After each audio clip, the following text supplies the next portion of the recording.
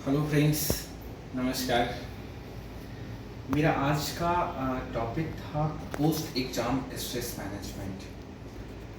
मैं एक वर्कशॉप में था, पेरेंटिंग वर्कशॉप में, रिसेंटली बोलूँ आपको तो वहाँ पर मेरा टॉपिक था how to handle exam stress, post exam stress. तो सारे पेरेंट्स अपने बच्चों की मार्कशीट लेकर बैठे हुए थे और सभी लोग बहुत उदास थे। तो मैंने 2-4 सैंपल मार्कशीट कलेक्ट की और मैंने पूछा क्या हुआ।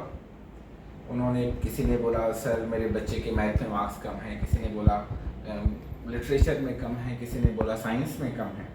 सरप्राइजिंगली मैंने जितने भी एग्जाम्पल लिए उसमें बच्चों के मार्क्स तो बहुत अच्छे थे, 75, 80, 90 इस तरीके से, पर किसी एक पर्टिकुलर सब्जेक्ट में बच्चों के मार्क्स कम थे। तो मैंने पूछा ऐसा क्यों। तो उन्होंने बोला नहीं सर, अब तो पूरा साल जो है वो हमें इस सब्जेक्ट को लेकर बच्चे को नॉक करना पड़ेगा, उसको पढ़ाना पड़ेगा, उसको एक्स्ट्रा ट्यूशन देना होगा, जिससे अगली बार इस सब्जेक्ट में बच्चे के मार्क्स अच्छे आए। तो मेरा सारा सेशन इस टॉपिक पर रहा कि देखिए चीज़ें ऐसे काम नहीं करती हैं। बच्चों को या उनके एग्ज़ाम को या उनके मार्क्स को हैंडल करने का ये तरीका नहीं है।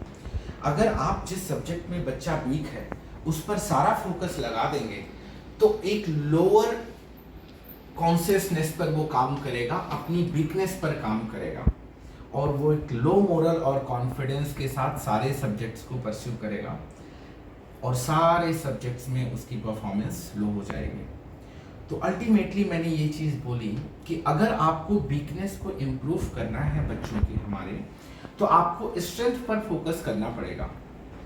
जिन सब्जेक्ट में बच्चे ने अच्छा परफॉर्म किया है उसके लिए बच्चे को कंग्रेचुलेट करो, उसको अप्रिसिएट करो और जिस तरीके से वो 4 सब्जेक्ट में अच्छा कर सकता है वो दूसरे सब्जेक्ट में भी जिसमें मार्क्स कम है उसमें अच्छा कर सकता है।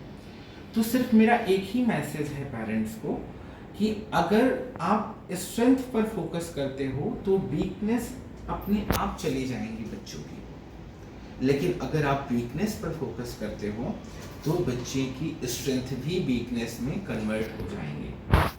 तो अगर आपके 6 सब्जेक्ट से एक सब्जेक्ट में मार्क्स कम है तो आपको सारा अटेंशन फोकस बच्चे को डाउन करने में या उस सब्जेक्ट पर नहीं करने हैं।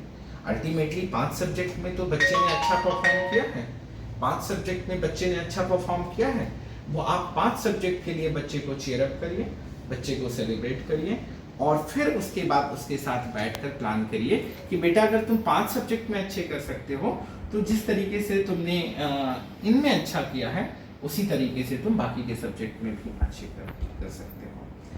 मेरा पूरा विश्वास है अगर इस तरीके से आप करते हैं तो बच्चों की परफॉर्मेंस ओवरऑल बहुत अच्छी होगी। Thank you.